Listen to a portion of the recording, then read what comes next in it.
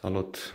Astăzi vreau să vă arăt cum arată o casă din chirpici făcută în anii 70, sau mai bine zis cum arată chirpicul la interior după ce am dat geamurile jos și am pus unele termopan. Pentru cei care sunt sceptici la astfel de construcții, pot să vă zic că chirpicul se prezintă într-o stare destul de bună, din partea mea chiar excepțional. Și pe alocuri, din ce am băgat de seamă, dar nu cred că pe alocuri, ci cam în toată casa chirpicul a fost făcut cu o amestecătură de nisip, bănuiesc. Și ăsta, cum e aici, de exemplu, a trebuit să bat chiar și la ciocan câteodată sau cu securea să dau destul de bine ca să-l pot sparge, sfărâmița cât de cât și să pot îndrepta.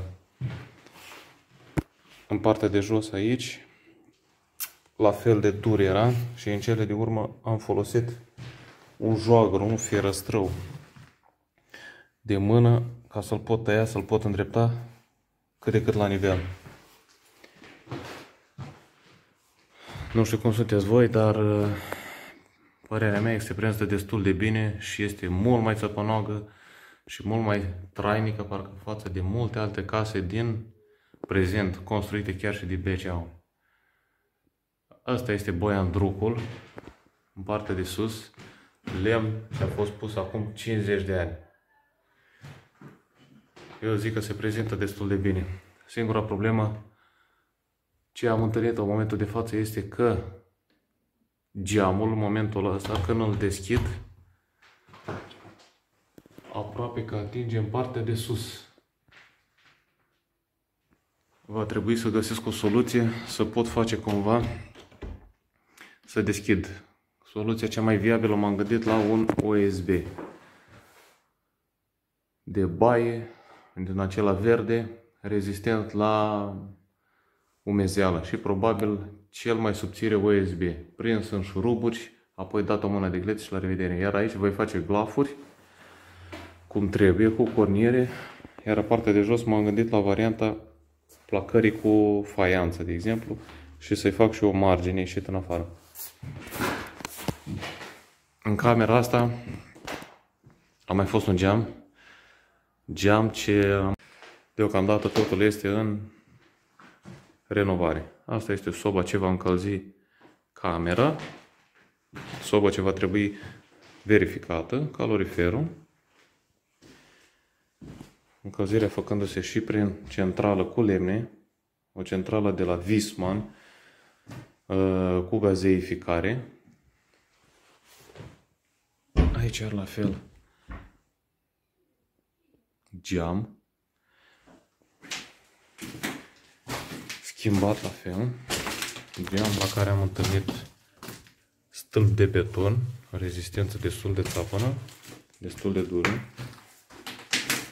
Inițial aici a fost o verandă, totul, peretele ăsta a fost din geamuri. Ulterior, vechiul proprietar a ales să schimbe și să umple, să facă o zidărie. La fel, aici încălzirea făcându-se prin calorifer. Acum vom ieși afară. Bun, afară. La exterior, geamurile așa arată. Au fost dintre acelea vechi, cu 4 ochiuri, puse de vechiul proprietar, lucru care era destul de bun, dar nu foarte modern, ca să zic așa, și nu de actualitate. Am ales să punem termopane și din cauza confortului, dar cât și a esteticii. Haideți să încui ușa. Acesta este la fel celălalt geam de care vorbeam că a rămas o marjă, o mică distanță spre partea de sus. Am ales să decupez sau să tai din laturile peretelui încât să mi se încadreze geamul exact la vechea tencuială, vechea fațadă. Am luat măsurile de geamuri fix din marginea asta, ca în așa fel geamul să fie centrat încât eu să nu mai fiu nevoit să fac o altă fațadă sau să umblu la pereți cumva. Aici va veni tăiat cu silicon, dat cu silicon după ce voi tăia spuma. Și din partea cealaltă așa arată geamul, care tocmai vă spuneam că a fost placat cu bolțari. Sau astupat, nu placat cu bolțari. Da, pot să zic că aici este o mână de începător, așa cum am știut și eu și unchiul meu, ce m-a ajutat, fără niciun alt meseriaș. Vechiurile tocuri și geamuri nu le arunc, fiindcă mă gândesc să fac un solar din ele. Astea sunt geamurile ce au fost date la o parte, de exemplu, și să vă arăt toc. Toc care a fost ulterior schimbat. Acesta nu are 50 de ani. Asta este de la Hall. Hallul care spuneam că era umplut cu geamuri. Nu știu exact să vă zic ce vechime are, dar se prezenta într-o stare excepțională. Parcă mi-ar fi fost și milă să-l dau jos. Asta, bineînțeles, cel mai mult mi-a părut rău, într-un fel, ca să zic așa, după ce l-am desfăcut, când am văzut cât e de sănătos lemnul.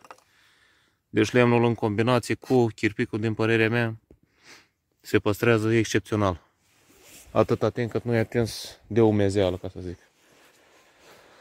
Și să caut și un toc, da, tocul de fapt, ce a fost desfăcut inițial, cel de care vorbeam. Asta, lemn, după spusele vechiului proprietar, ar avea aceeași vârstă ca și casa, adică undeva la 50 de ani. Așa arată un lemn conservat cu măestrie. Lucru făcut de, cum se zice atunci, sau cum s-ar zice acum, ingineri și arhitecții din ziua de azi. Atunci erau meseriași. Dar meseriașii ăia făceau lucruri de calitate, se pare. Bun, ce să vă mai zic? Nu știu. Deocamdată cam atât. Pe viitor o să vă mai arăt și diverse etape din cum voi face glafurile, cum voi face geamurile și alte procedee, ca să zic așa, din mâna mea de începător. Și bineînțeles, poate voi avea și vreun alt ajutor pe alocuri. Aici, colea, tot bănuiesc că voi apela la un wing de-al meu, căci un meseriaș să-l găsești în ziua de azi îți face fie buleală, fie nu-ți face cum vrei tu. Așa că lucrul făcut de tine este cel mai durabil și cel mai plăcut. Sufletește, ca să zic așa. Deocamdată atât. Vă salut și, ba nu, de fapt, ălora care vor să facă schimbările astea de geamuri, de exemplu, sau care vor să treacă la o construcție din chirpici, eu pot să zic că o recomand. Bineînțeles, nu are același aspect plăcut, ca să zic așa, ca și o casă din bece, aur sau cărămidă, fiindcă acelea toate sunt făcute la linie, drepte ies din prima, pe când o casă din chirpici sau din alte materiale naturale au diverse forme neregulate, ca să zic. Și nu tuturor le place acest aspect. Mie unul mi-a plăcut, de asta am și ales, ținând cont că este mult mai sănătos, cum zic mulți din bătrâni. Vă salut și vă doresc o duminică plăcută în continuare.